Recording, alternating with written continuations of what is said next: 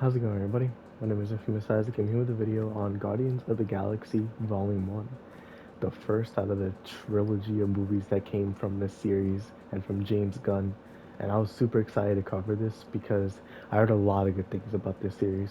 This Marvel movie felt like no other, and I'll get into that when I review it. But before getting into it, basically, it's been a while since I watched a movie that I haven't watched before. And I know I covered Across the Spider, excuse me, not Across, Into the Spider-Verse, but I already watched that movie before, so it wasn't anything new to me. It was just a refresher for the new movie coming out. So this is definitely a breath of fresh air because it's been a while since I watched a movie that I haven't seen before. Like I think the last one was Puss in Boots, and especially a Marvel movie at that. It's been a long time. I think the last one being No Way Home or Multiverse of Madness or something like that. So it feels great to be back with Marvel. I'm just really excited to get to cover this movie because from my tone, you can probably tell that I really enjoyed it. So I just can't wait to get into my opinion of it. But let me give the spoiler-free rating of it first, and then I'll get into the spoilers of it. So this movie, I just want to say right away, this is an 8 out of 10 movie for sure. It has so much fun, like really good CGI, honestly. Has funny character writing. The story isn't like crazy, it's not gonna blow your mind. It's typical Marvel stuff because that's just how Marvel is. You have something really all powerful, especially since it's taking place in space. You have important characters that show up that are from space. And so, of course, powers from that area are going to be used and they're going to be really powerful. And so I'm not surprised by that, especially since again it's a Marvel movie. But it's not like it's gonna blow your socks off with the character with the plot, but the character writing, it kind of will. Like maybe just a little bit, maybe just a smidgen, because it surprised me. Like I didn't expect to go into Guardians of the Galaxy and just get this type of character writing. It feels like I'm watching like a One Piece or something. Granted, it was like on a lesser scale because it's only a 2 hour runtime, but it was enjoyable for that 2 hours. And I was just having a fun time. The quips were funny. The music was really good, honestly, because it was using actual licensed music, which you'll see if you watch the movie. And just overall, it was a blast. Like if I had to make a comparison for it to entice anybody who's interested in watching it, or for people that have watched the first movie, this movie, and this is a comparison I've seen before, so that's why I'm drawing on it. This movie is like Star Wars, right? Where there's just so much world building for a galaxy. Because you are in space in this movie. Guardians of the Galaxy is galaxy for a reason. You're spending all the time in this movie in space, and I know that sounds like a spoiler, but I promise you, like, you're not missing out on much if you know that or not. But this movie, the reason I draw on it for like as comparison for to Star Wars, is basically Star Wars had that thing where, especially in the prequel trilogy too, where it would go to planets and you would just see the life and the world building and all the aliens and all the different races and just all the tools and all the cultures, and it was awesome. It really gave a breath of fresh air to the already known habitat that we've been in and all the humans that we've seen before and all the races that we're used to, right? And this is the same thing here. Guardians of the Galaxy really gives me that vibe. Granted, the alien variety isn't anything close to Star Wars. Most of the people here just look like humans, but they're different colors and maybe have like one or two extra appendages, or they have like some variations in their head, or their hair is different, or their pupils are a little weird.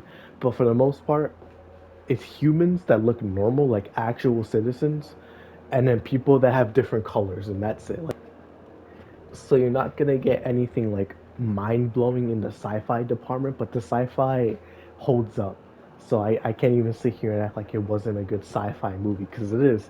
And if you've been a frequent viewer of the channel, you know that I love sci-fi, especially when I watch a sci-fi movie. So this is a treat for sure because I wasn't expecting to get this much sci-fi from Guardians of the Galaxy. Because Marvel usually does have sci-fi, but when I look at like a movie like Spider-Man, the tech is there, but it's more of an afterthought. I'm looking at Spider-Man because of the morals and the character, and that's it. Here, it's everywhere, and I love it. I love all of it. So to bring this section to a close, basically, CGI is great, characters are great. It really feels like a family, a bond that you're building here. The sci-fi is great, good to great sometimes. Not amazing, not like Star Wars level, but it's good. You know, it's enjoyable. And overall, if you watch this movie, you're gonna have a good time. Like it's fun. It has humor for all ages, and it's just a nice ride. You know. So I can definitely say that this movie is worth the 8 out of 10. It's not 9 just yet, and I hope that the second and third movie really give me that vibe. But right now, this is a strong start to a trilogy. But next we have the spoiler stuff. So if you don't want to hear any spoilers in this movie, it has been almost 10 years. So just there's probably been stuff that you've seen before, but if you want to watch this movie and you don't want to hear the spoilers, I do not blame you. Just leave, go watch it whenever you're ready. And if you want to come back and hear my opinion on it, the video is always here, right? Unless the internet just dies tomorrow or if my channel gets hacked or something. Spoiler stuff beginning now. So this movie basically begins with Star-Lord, aka Peter Quill, and he's a human. I don't know where he lives. They don't mention it, or at least like yeah, in the movie they don't mention it. But his mom just has a really crazy disease, and she has chemo, so she's bald and she has like no hair or anything like that. And all her family are surrounding her. Peter's dad isn't there, so we don't know where he is. And she mentions it too, like, oh, when your dad comes back, you know, you'll go with him and you'll love him or whatever. And then she's just like, here, take this. And she gives him a gift. And it's a gift that she wants him to open once she passes away. And so she dies in the hospital. And she's asking him to hold her hand, but he can't. He's too scared and he's just so shook at the fact that his mom is dying right in front of him and he just doesn't know what to do. And so you hear the beep in the machine that keeps track of the heart rate. And the doctors rush in. His grandfather takes him out of the room and he can't handle it. He runs outside of the hospital. He goes into an open field. And there, an alien ship, like a whole fleet, just comes down and abducts Peter like he's a cow, bro. And this was in the 80s too. This is 1988. So he's just been in space this entire time, and he's like in his 30s now. And so that basically cuts away to Peter Quill now in his 30s in 2014 because that's when the movie came out. And we see him, he's a Ravager, which is basically just he scavenges for parts and he sells them, right? And he has a deal where he gets this one ball, this one orb, and he brings it back to this manufacturer, right? So he's in this planet, really weird looking planet, and he finds the orb. Unfortunately, though, he finds resistance, and there's people defending the orb, or at the very least, people looking for that orb, is what I meant to say. And so it's a cool fight scene, awesome fight, and it shows Peter leaving on the ship, and he goes to a planet called Xandar, right? And Xandar, if you want a comparison, it looks like in the prequel trilogies where the council is held, where there's just a bunch of flying cars and it's high-rise cities. And things are just looking wild, right? And then you have Peter going to the guy that hired him for the job, and he's just like, "Dog, I don't want it anymore. People are after you." And Peter mentioned, like, yeah, it's a Ronin, so why does that matter? And he's like, do not come near me with that. I don't want any part of that whatsoever. And so he gets kicked out by the establishment owner. He's like, what's going on? What's with this orb? And you have Gamora who shows up, but Gamora is actually working for Ronin. And the reason for it is because her and Nebula, who are Thanos' daughters, are working with him. And Ronin has a deal with Thanos, like, yo, if I get you this orb, you will kill the people of Xandar, the planet that Quill is on right now. And it's a deal, basically, right? And to make good on that deal, Thanos sent his two daughters to go and make sure that things go well. And so Gamora went here. Nebula's still on the ship. And that's why Gamora's on Xandar right now. Then you have two other people. You have Rocket and you have Groot. And the reason why they're here is because the person that abducted Quill back when he was on Earth, he put out a hit on Quill because originally Quill was supposed to be the one working with Yondu to get the orb and then they're supposed to bring it in together. But Quill was just like, yeah, I don't want to do that anymore. And so Rocket and Groot were like, all right, let's go get this hit and we can get the reward for it. And so that's why those three people are there. and all of them, and now it's just a huge like battle royale between all, yeah, I guess all four of them on this planet, and they're just going crazy. Things are going wild.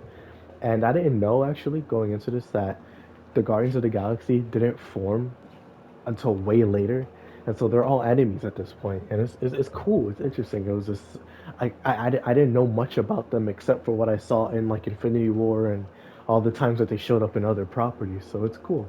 I really enjoyed it.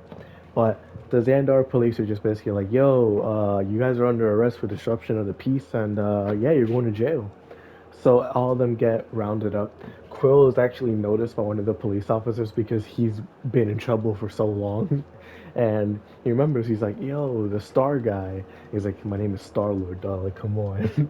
He's like, yeah, we all have a code name, right? And then send him in jail. And this is where we meet Drax, right? This is Dave Bautista. By the way, fun fact. Chris Pratt, obviously, he's Star-Lord. And you have Vin Diesel as Groot. It's like, bro, what? What do you mean that's Vincent Diesel, bro? What is going on? But yeah, so they get sent to jail, and we see Drax here, and Drax actually hates Gamora because Gamora worked for Ronan, and she actually was going to betray him because she knows that whatever power comes from that orb, they're going to use it for evil, and she doesn't want to help her father at all perpetuate any more evil because she hates her father completely. Thanos came in, destroyed Gamora's planet, and kidnapped her and made her become a warrior for Thanos. Even though they're quote unquote his daughter, it's not an actual familial bond. And so Gamora just wants to stop this and get it over with. But being in prison is gonna help. And so Rocket Raccoon and all of them come up with a plan like, yo, let's get out of here, right? And so they orchestrate this giant plan of like, hey, we're gonna break out of prison with these things, go get them, and we'll be chilling. Unfortunately, they have a misstep in the plan, and it leads to a giant brawl in the prison. They manage to get out thanks to quick thinking and just all of them being really cool, and they escape prison. Nebula's right behind her sister's trail, and she's like, "Where are they? Why is she out of prison?" And they're like, I don't know. They're just gone." After they escape prison, they still have the orb with them. And Gamora's like, I have a place I want to go so we can sell it and then we can split it four ways. Because Drax actually just wants to kill Ronan because he killed his family, right? And so he wants to get revenge. The rest of them just want money and they want to leave. Except for Gamora, who also wants to stop Ronan. And so they go to Nowhere, which is a giant head that's a mining facility, and they just extract a bunch of minerals and brain matter and stuff like that, and fluids and all that. And it's really cool. I like this part of the movie because it's such like a sci-fi thing where they're world building. This is something that you wouldn't see in other sci-fi. So stuff like this is just so creative. And luckily it's Marvel too, so they have a bunch of stuff that you can pull from, especially with Guardians of the Galaxy I think being a pretty popular IP as well. Now especially because of the MCU. So there's just so much here. You can develop it, especially in cinema too. There's so much to add, and I love it. This is honestly one of my favorite parts of the movie, except for like the ending of it, right? But they come here, they go to the vendor, and then they're just like, "Yo, what do we do with this? Let's sell it. Give it to us." And by the way, before this, uh, what's this dude's name? Peter and Gamora had a nice bonding moment. She listened to his Sony Walkman. Yeah, of Drax and Groot betting on some weird animal thing. It's not good. It's like some Michael Vick type stuff. It's not good at all. And then you have Rocket having an emotional moment as well because he got experimented on. It's just he died, he came back, he died, he came back. It was just a bunch of stuff, and we just get to see more development from these characters overall, and it's nice. It's really nice. But again, go back to the vendor. They're just like, yo, let's sell it. And one of the people that works for the vendor, she loses it because she doesn't want to be a slave anymore.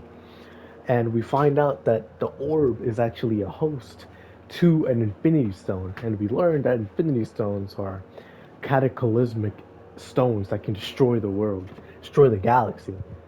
And now we know why Thanos wants them. And if you've seen Infinity War, you see what he does with it, right?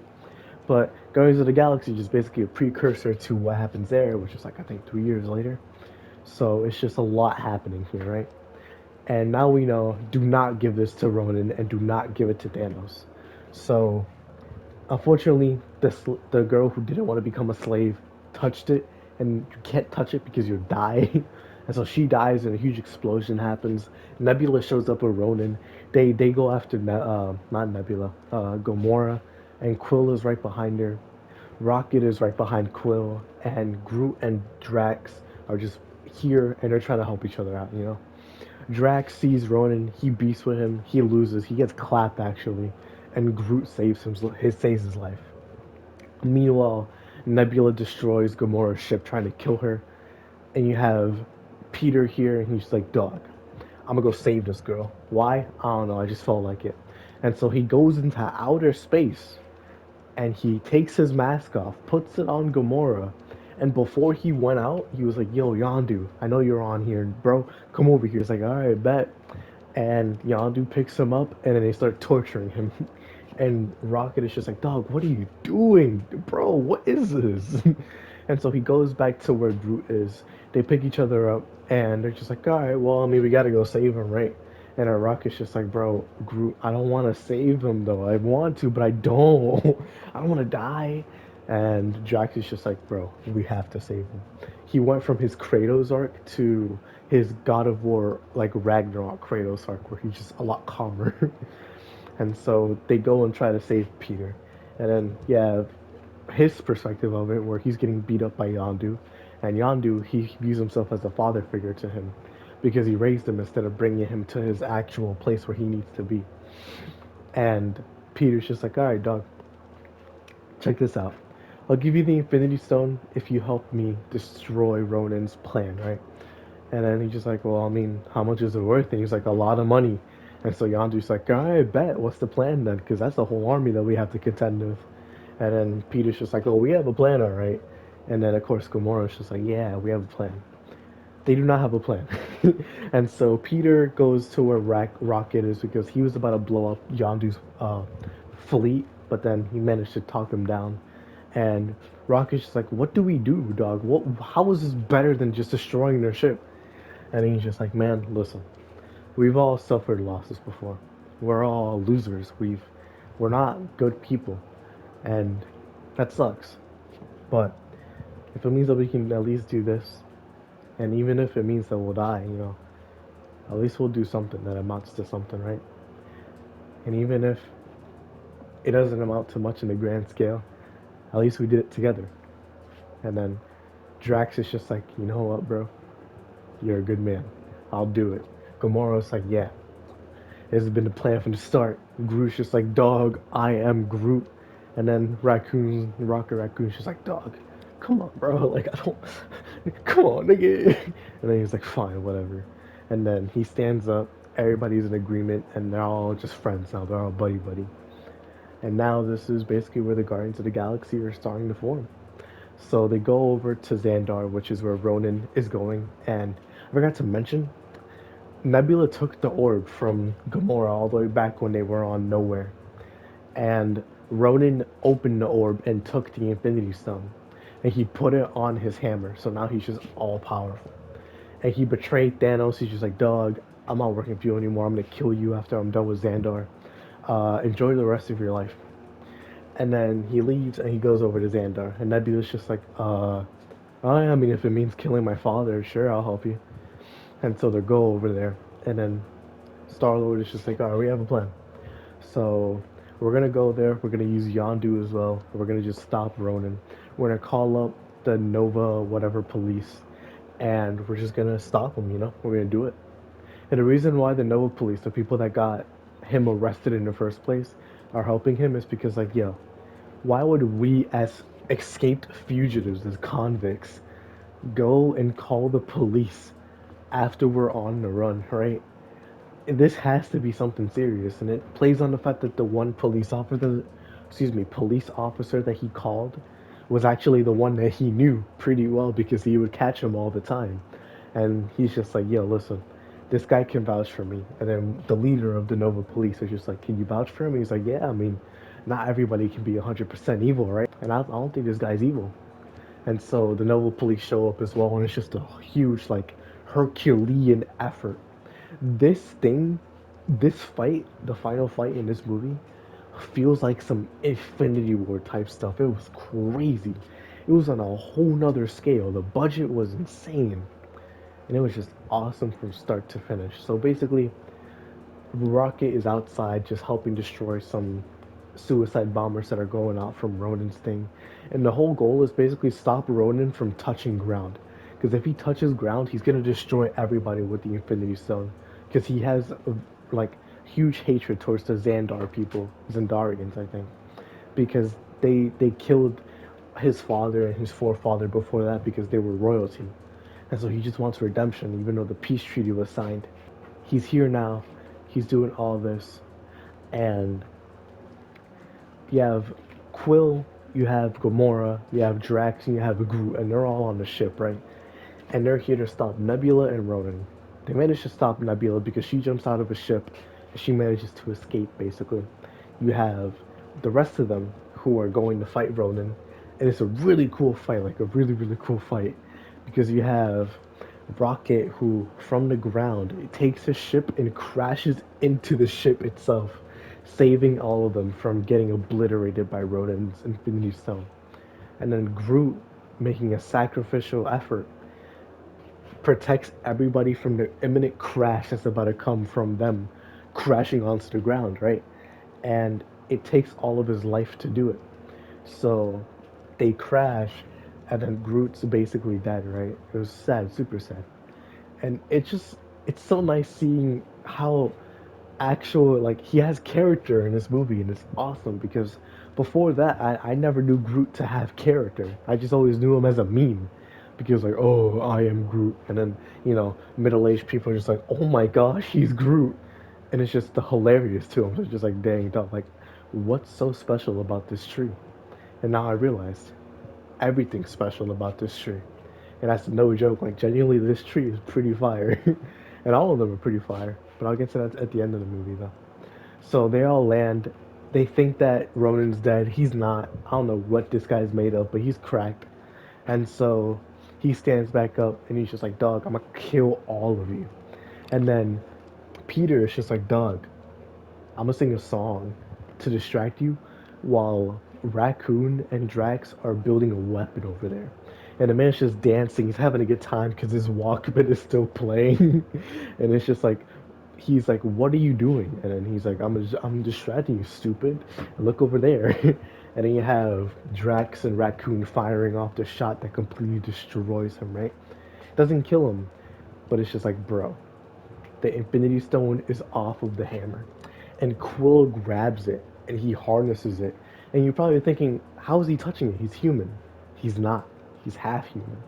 And so him, Gamora, Drax, and Raccoon grab it, and they're all just harnessing it. And then Quill is just like, uh, now the real battle begins. And then he claps Ronan, killing him. And then he saves the day. And Ronan actually, he was the one that gave them the title. So this is what your Guardians of the Galaxy can do. And it was like, oh shoot, well, I guess we're the Guardians of the Galaxy now. So that's pretty cool. Or he defeated him, and now they're like, just the reputation isn't convicts anymore. They're heroes. They're actual heroes because they saved Xandar. It was pretty cool.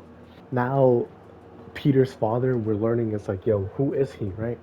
He's an ancient race, so what? How are we gonna learn more about him, right? And Yondu as well. He's just like, yo, the mission that we were sent on, the reason why we abducted him was because we were supposed to send him to his father, but we never did, and we kept him for ourselves. And the reason why Yondu, like, he agreed to us because he was gonna get the Infinity Stone and sell it.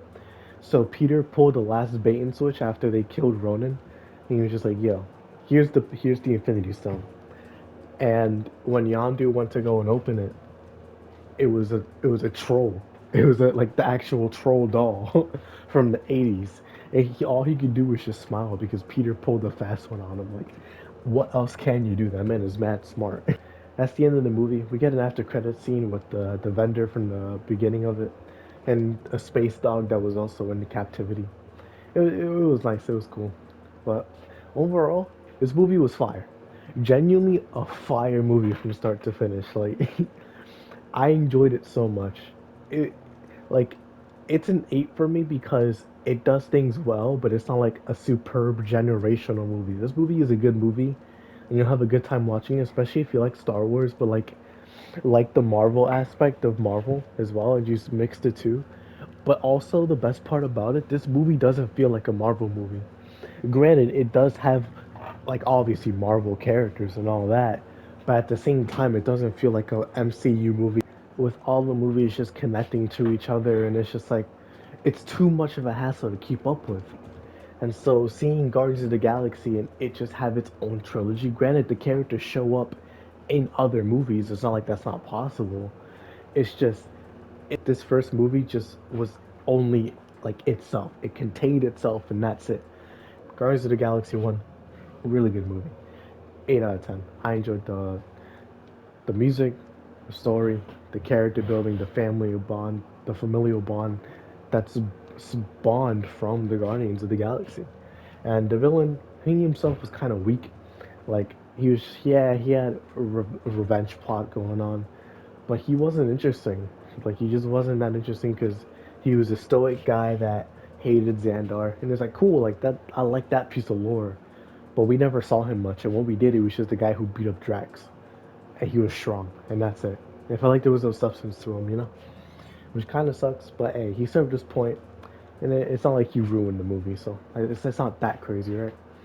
But yeah, hope y'all enjoy. Thank y'all for watching. I'll see you all here with the next Guardians of the Galaxy movie. Can't wait. I'll see you all in the next video. Peace.